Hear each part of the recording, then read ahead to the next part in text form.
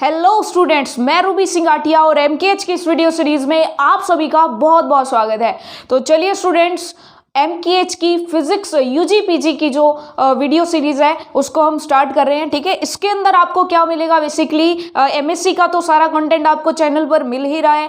अब अपने क्या करें कि बीएससी का जो कंप्लीट कंटेंट है वो आपको प्रोवाइड करवाया जाएगा मीट नॉलेज अब यूट्यूब चैनल पर। ठीक है, तो चलिए फिर शुरुआत करते हैं। लेकिन उससे पहले काफी सारे स्टूडेंट्स ने ये पूछा था, अभी एक्सपीरियंस पूछा था कि बीएससी के अंदर हम क्या करें, कैसे एग्जाम टाइम में हम स्टडी करें, बुक से पढ़े या जो 1 वीक्स आती हैं या जो हेल्प बुक्स आती है 5 इयर्स की, या वो मतलब किस चीज से पढ़ें। ठीक है, कैसे स्टडी करें।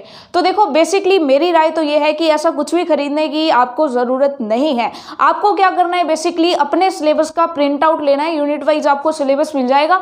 अब आपको आपकी यूनिट 1 में जाना है, उसका टॉपिक नंबर 1 देखना है। उस टॉपिक को कहीं से भी अरेंज करिए, चाहे आपकी बुक में से, चाहे आप यूट्यूब से करिए, कैसे भी समझिए उसको और नोट डाउन कर लीजिए उस टॉपिक को। फिर सेकंड टॉपिक, फिर थर्ड टॉपिक, इस तरीके से सारे टॉपिक्स के की नोट्स आपके पास होंगे। एग्जाम टाइम में बस उन की नोट्स को 1-2 बार पढ़ जाइए और एग्जाम आपका एकदम बहुत ही आसानी से पास हो जाएगा। ठीक है, और अच्छे परसेंटेज के साथ हो जाएगा। ठीक है, और साथ में आपके अच्छे से नोट्स भी बन जाएंगे, क्योंकि बीएससी के अंदर हमें नॉलेज भी गेन करनी है, साथ में एग्जाम्स में भी अच्छे से एक्सप्रेस करना होता है, क्योंकि स्कूल टाइम के बाद आप फर्स्ट ईयर है आपका कॉलेज में। ठीक है, तो चलिए फिर आज बहुत ही इंटरेस्टिंग टॉपिक है इलास्टिसिटी। ठीक है, तो चलिए इस वीडियो में हम इलास्टिसिटी को डिफाइन करने वाले हैं। देखो बेसिकली इलास्टिसिटी का मतलब क्या होता है।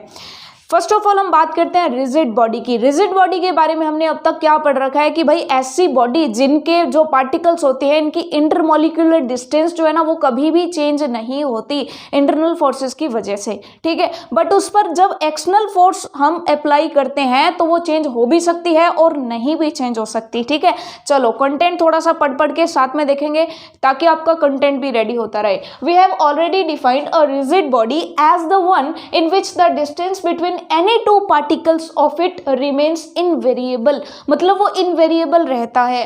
Under the action of force, मतलब जब उस पर एक्सटर्नल फोर्स अप्लाई किया जाता है, विच मे और मे नॉट चेंज, वो चेंज हो भी सकता है और वो चेंज नहीं भी हो सकता। ठीक है, दोनों पॉसिबिलिटीज रहती हैं। बट प्रैक्टिकली क्या होता है, प्रैक्टिकली ऐसी कोई भी बॉडी नहीं है जिस पर एक्सटर्नल फोर्स लगाया जाए और वो डिफॉर्म्ड ना हो। ठीक है, मतलब हर एक बॉडी जो है ना उस पर आप एक्सटर्नल फोर्स लगाओगे, एक्सटर्नल फोर्स लगाने से उनकी जो इंटरमॉलिक्यूलर डिस्टेंस है वो डिस्टर्ब हो जाएगी। ठीक है, वो डिस्टर्ब हो जाएगी और जैसे ही आप एक्सटर्नल फोर्स रिमूव कर लोगे वैसे ही वो बॉडी वापस से अपनी ओरिजिनल स्टेट में आ जाएगी, क्योंकि वो इंटरनल फोर्सेस जो है वो उसे वापस से अपनी इक्विलिब्रियम स्टेट में लाकर खड़ा कर देंगे। ठीक है, तो चलिए, but in actual practice we come across no such body for all materials, no such body for all material bodies are found to get deformed to a greater or smaller extent, मतलब कम ज्यादा हो सकती है, कुछ ज्यादा हो सकती है, कुछ कम हो सकते हैं, लेकिन वो डिफॉर्म तो होगी। Smaller extent under suitably applied external forces, मतलब जो फोर्सेस लगाओगे कुछ कम कुछ ज्यादा, लेकिन सारी की सारी डिफॉर्म तो जरूर होंगी। Tending to recover their original state on the removal of these forces, और जैसे ही आप इन फोर्सेस को रिमूव कर दोगे they are tends to get their original state. Okay, next, the study of such bodies under the action of forces constitute the study of elasticity, यानी इसी की study को हम क्या कहते हैं, इलास्टिसिटी कहते हैं। अब बड़े बड़े अक्षरों में मैंने इलास्टिसिटी की डेफिनेशन लिखी है। अगर 2 नंबर का क्वेश्चन आता है, 2 मार्क्स का क्वेश्चन है, तो आपको बस छोटी सी डेफिनेशन लिखनी है, वो देख लीजिए। When external forces applied on the body, जब किसी बॉडी पर आप कोई एक्सटर्नल फोर्स लगा रहे हो, it undergoes a change of size और शेप, उसकी साइज में चेंज हो जाएगा या तो शेप में चेंज हो जाएगा। और इसका बेस्ट एग्जांपल आप कोई इलास्टिक बॉडी ले लो, सिंपल सी बात है, इलास्टिक होता है ना, रबड़ होता है, उसको ले लो, उसको खींच दो तो उसका क्या होगा, या तो उसकी शेप में चेंज होगा या तो उसके साइज में चेंज हो जाएगा, यही तो है।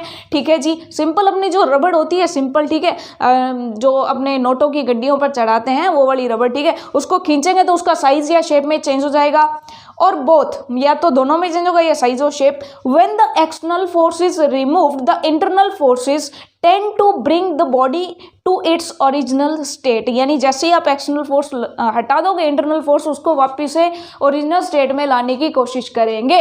अब देखो सबसे खतरनाक बात, has the property of has the property by virtue of which the body regains its original size और shape when the deforming force are removed is called elasticity. मतलब इलास्टिसिटी का मेन मकसद क्या है कि जब एक्सटर्नल फोर्स हटा दिया जाए, एक्सटर्नल फोर्स हटा दिया जाए, तब बॉडी अपनी ओरिजिनल स्टेट में आ रही है। अगर आ रही है तो उसके अंदर इलास्टिसिटी है, अदरवाइज नहीं है। यानी इलास्टिसिटी एक प्रॉपर्टी है जिसमें बॉडी पर कुछ एक्सटर्नल फोर्स लगाया गया पहले, और जैसे ही हटाया गया तो वो वापस अपने पहली वाली कंडीशन में आ गई। जैसे वो रबड़ होता है, उसको खींच देते हो, ठीक है, अब तक इसकी इलास्टिक प्रॉपर्टी का पता नहीं लगा हमें, लेकिन जैसे ही आप छोड़ते हो और वापस वो अपनी शेप में आ गई, तब तो वो इलास्टिक है, लेकिन वो खींची ही रह गई तब वो इलास्टिक नहीं है। ठीक है गाइस, तो पता चला इलास्टिसिटी का मतलब क्या है, the property by virtue of which the body regains its original size and shape when the deforming force, जो डिफॉर्मिंग फोर्स है यानी उसकी शेप को चेंज करने वाला, उनके इंटरमॉलिक्यूलर डिस्टेंस को डिस्टर्ब करने वाला होता है deforming force, are removed is called elasticity. ठीक है, तो इलास्टिसिटी आपको समझ में आ गई होगी। ओके स्टूडेंट्स, सो अब तक हम लोगों ने क्या पढ़ा है कि भाई कोई आपके पास बॉडी है, उस पर आपने एक्सटर्नल फोर्स लगाया, और जैसे ही आप उस एक्सटर्नल फोर्स को रिमूव कर रहे हैं, वैसे ही क्या हो रहा है कि बॉडी वापस से अपनी ओरिजिनल स्टेट में आने की कोशिश कर रही है। ठीक है, चलो जी, अब बात करते हैं कि भाई परफेक्टली इलास्टिक बॉडी कौन सी होगी और परफेक्टली प्लास्टिक बॉडी कौन सी होगी। देखो यहाँ पर इलास्टिसिटी का मतलब होता है कि that body tends to return in their original state, but वो पूरी तरह से ओरिजिनल स्टेट में आएगी या नहीं आएगी ये हम नहीं प्रेडिक्ट कर सकते। ठीक है, तो देखो सिंपल सी बात है कि जो बॉडीज एक्सटर्नल फोर्स रिमूव करने पर वापस से अपनी ओरिजिनल स्टेट में आ जाती हैं, पूरी तरीके से आ जाएंगी। फॉर एग्जाम्पल आपका सिंपल रबर बैंड है, उसको खींचकर छोड़ोगे, वो वापस अपनी ओरिजिनल स्टेट में आ गई, पहले जैसी थी वापस से उसी तरीके से हो गई, वो तो है परफेक्टली इलास्टिक बॉडी। ठीक है, अभी जैसे खींचा, खींचकर छोड़ा, वापस से वैसी हो गई, that is perfectly elastic body.